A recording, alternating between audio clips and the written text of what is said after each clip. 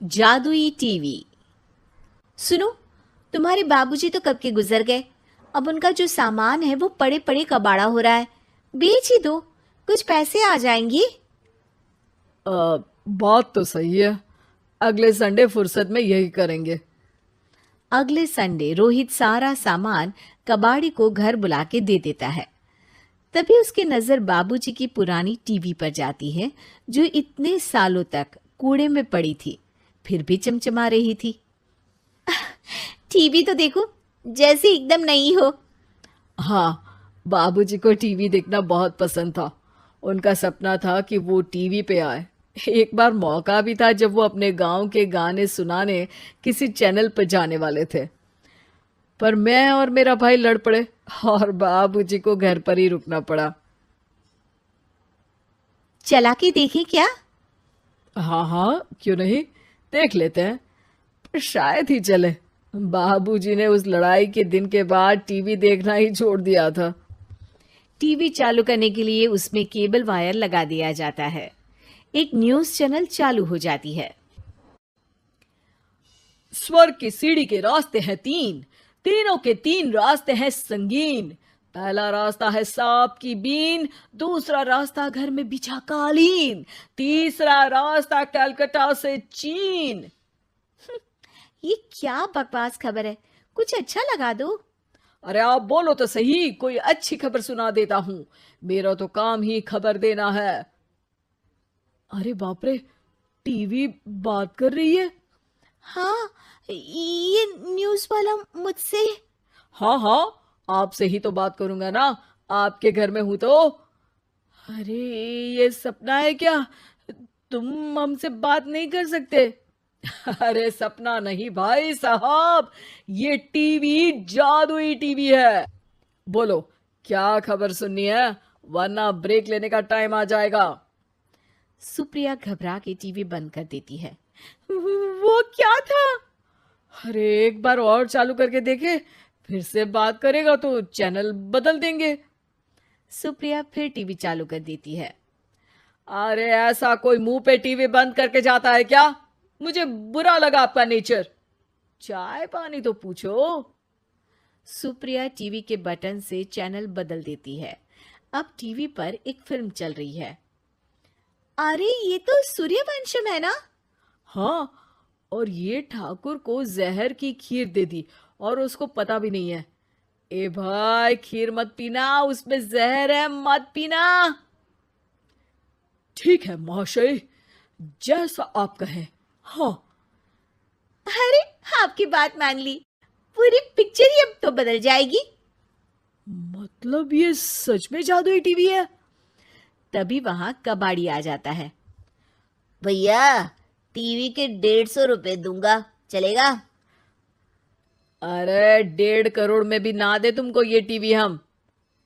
अरे 1.5 करोड़ खरीदने को होते तो तुम्हारे घर में ये पानी चाय नहीं पीता, अंबानी या टाटा के घर बैठा कोल्ड कॉफी पीता।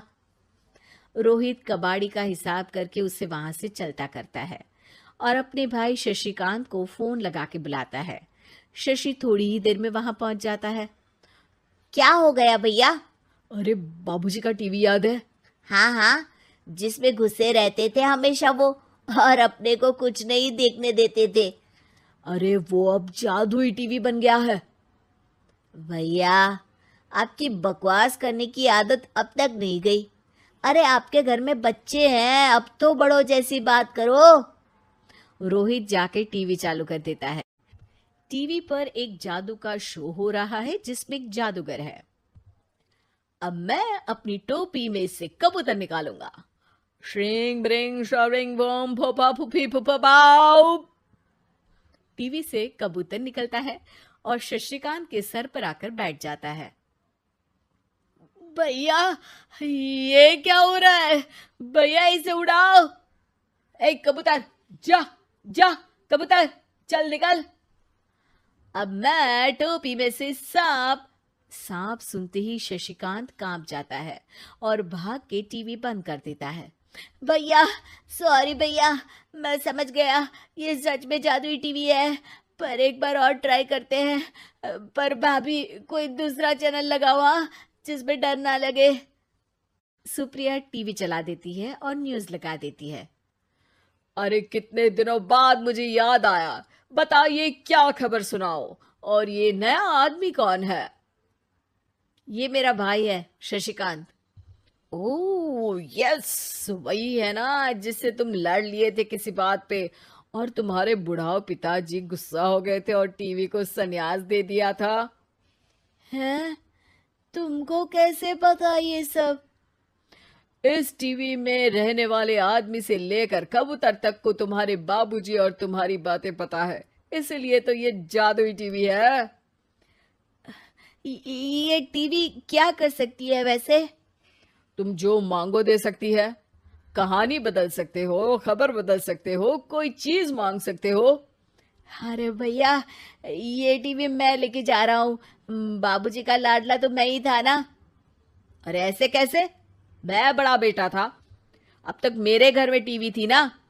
अब तक कहाँ गए थे पिताजी के लाडले? तुम्हारी गलती का एहसास भी है। अरे भैया, ज्यादा ना बोलो वरना भूल गए आपके दांत तोड़ दिए थे मैंने उस लड़ाई में। मेरी बीवी के सामने मेरी बेइज्जती करता है। रुक। दोनों भाई हाथापाई पे उतर जाते हैं। रुक, बताता हूं तुझे कि कौन बड़ा है। अरे छोटे का दम तो देख लीजिए आप। ये खबर आपके बाबूजी को देता हूं। तभी टीवी अचानक बंद हो जाता है। अरे शायद टीवी नाराज हो गया। और लड़ लो, आए बड़े खली बनने। टीवी से एक तेज रोशनी निकलती है और टीवी में बाबूजी दिखाई देते हैं। बापूजी आप? इतना चकरा क्यों रहा है? अपने बाप को नहीं पहचानता क्या? ये तो ऐसा ही है बाबूजी। प्रणाम बाबूजी। अरे चुप कर, तुम दोनों ही उल्टे हो। तुम्हारी वजह से मैंने टीवी में आने के सपने को छोड़ दिया, तुम्हारी लड़ाई की वजह से। और तो और, जितना मैं अपनी बीवी को नहीं देखता था उतना टीवी को देखता था, वो भी छोड़ दिया तुम दोनों की लड़ाई की वजह से। और अब मरने के बाद जब मैंने टीवी को जादुई टीवी बना दिया तो भी तुम इसका फल लेने की जगह लड़ रहे हो। अरे तुम तो लायक ही नहीं हो। अब तुमको बाबा जी का ठुल्लू भी नहीं मिलेगा। बाबूजी चले जाते हैं। टीवी बंद हो जाता है। रोहित और शशिकांत गिड़गिड़ा के टीवी के सामने हाथ जोड़ के बाबूजी को बुलाते हैं, पर टीवी सिर्फ धुआं निकालता रहता है।